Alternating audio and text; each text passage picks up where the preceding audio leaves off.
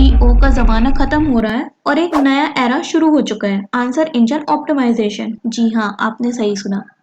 अगर आप चाहते हो कि आपका कंटेंट गूगल के साथ साथ चैट जीपीटी और एआई सर्च इंजन्स में टॉप पे आए, तो ये वीडियो आपके लिए गेम चेंजर होने वाला है। मैं हूं शिफा हकराइन और आज हम देखेंगे कि 2025 में एईओ क्या है, कैसे काम करता है और आप अपने कंटेंट को एआई एरा में कैसे रैंक करा सकते हो। तो हम जानते हैं व्हाट इज एईओ। एईओ क्या है? एईओ का मतलब होता है आंसर इंजन ऑप्टिमाइजेशन, और आंसर इंजन ऑप्टिमाइजेशन का मतलब है आपके कंटेंट को एआई ड्राइवन आंसर इंजन्स के लिए ऑप्टिमाइज करना। जैसे चैट जीपीटी, जेमिनाई और बिंग एआई एसईओ में हम गूगल के लिए ऑप्टिमाइज करते थे, ठीक है। एईओ में हम एआई के लिए ऑप्टिमाइज करते हैं जो डायरेक्ट आंसर्स जनरेट करता है। तो चलो अब हम ये जानते हैं कि इसके डिफरेंस क्या है, एसईओ और एईओ के क्या क्या डिफरेंस है। तो देखो, एसईओ मतलब एसईओ का मीन्स होता है search engine optimisation. Search engine optimisation में हम क्या करते थे, कीवर्ड्स डालते थे, बैकलिंक्स डालते थे, तब जाके वो जो है गूगल में रैंक करता था। और एईओ में क्या है, हमें सिर्फ कॉन्टेक्स्ट डालना है, ठीक है, वो भी अपने कन्वर्सेशनल टोन पे, जिस भी लैंग्वेज में आप प्रेफर करते हो। उसके बाद एईओ आपको स्ट्रक्चर्ड डेटा दे देता है, जो भी आप सर्च करते हो, जो भी आपका कॉन्टेक्स्ट रहता है। अब देखो बात आती है कि why AEO is the future. तो देखो इसका जो डेटा पॉइंट है वो ये है कि इंडिया अब दुनिया का fastest growing chat GPT user बन चुका है। इसका मतलब है कि लोग एआई से आंसर ले रहे हैं, गूगल सर्च से कम हो गए हैं आंसर्स लेना, डायरेक्ट एआई से आंसर्स ले रहे हैं। दूसरे नंबर में ये चीज आती है जो इसका ट्रेंड है।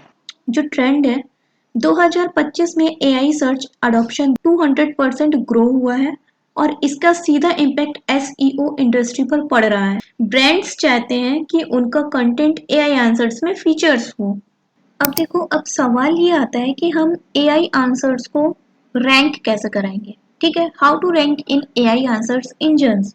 तो देखो यहाँ पर जो है ना 5 एईओ टिप्स मैं आपको दूंगी। जो पहला टिप है वो ये है कि कन्वर्सेशनल कीवर्ड्स यूज करो। एआई क्वेरीज में लोग नेचुरली पूछते हैं।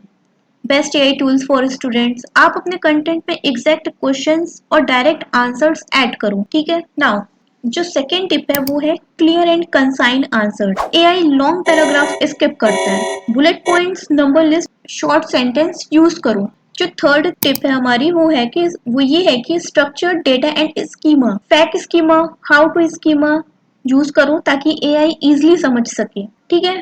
फोर्थ है अथॉरिटेटिवनेस एंड सोर्सेज। देखो, एआई अपना आंसर रेलेबल सोर्सेज से बनाता है, क्रेडिबल साइट लिंक्स और रेफरेंसेस दो।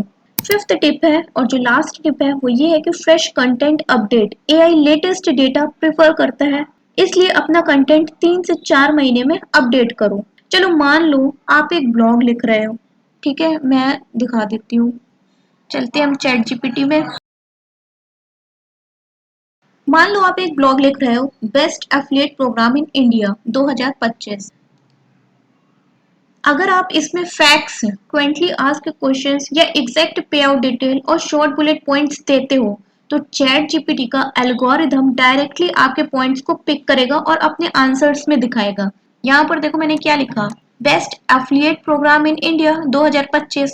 ये देखो अब हमें सारी चीजें प्रोवाइड कर रहा है। Top affiliate program in India 2025, Amazon associate India, ठीक है, पहला ये दे रहा है, दूसरा फ्लिपकार्ट का दे रहा है, तीसरा नायका का दे रहा है, चौथा पांचवा, ऐसे ये हमको काफी सारे दे रहा है। और किस में दे रहा है, नंबर्स में दे रहा है, पॉइंट्स पे दे रहा है, ठीक है। तो यही मेरा कहने का मतलब है कि लॉन्ग पैराग्राफ को स्किप करो, ठीक है, बुलेट पॉइंट्स, नंबर लिस्ट और शॉर्ट सेंटेंस यूज करो, ठीक है। अगर आप एआई एरा में अपने कंटेंट को रैंक करवाना चाहते हो तो अभी से एईओ स्ट्रेटेजीज अप्लाई करना स्टार्ट करो। एसईओ के साथ साथ एईओ मास्टरी ही आपको 2025 में विनर बनाएगी।